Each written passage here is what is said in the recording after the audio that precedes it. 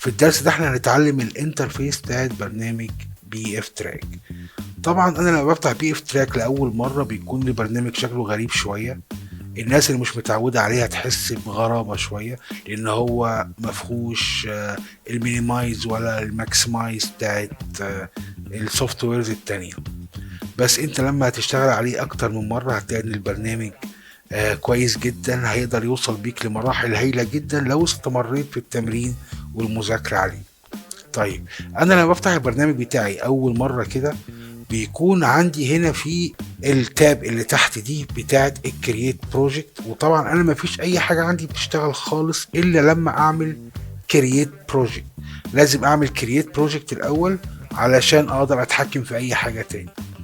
فاول حاجه هنعملها كرييت بروجكت، ندوس كرييت، ومن التاب اللي على اليمين دي زي اي برنامج طبعا بحدد انا هعمل له سيف فين.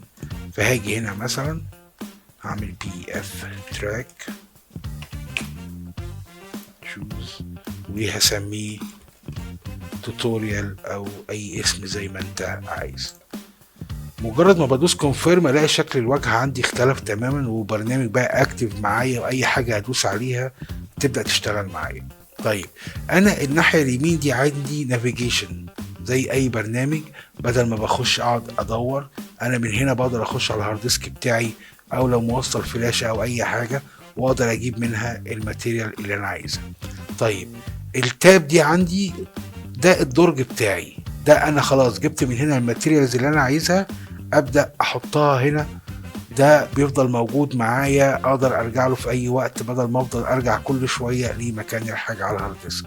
طيب، المنطقه الشمال دي النود تري بتاعتنا، ودي اللي فيها الشغل الحقيقي اللي بيحصل، اللي بقدر اختار منها اي نود من هنا.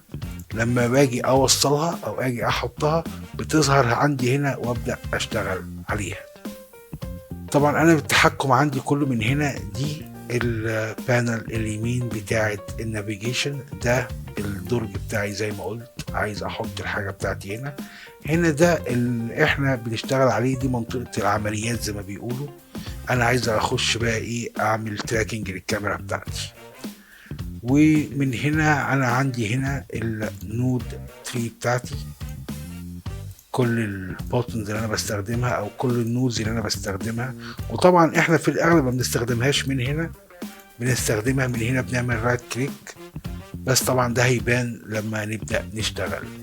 دي الواجهة بصفة عامة، احنا كده كده الموضوع هيبان اكتر في الشغل قدام.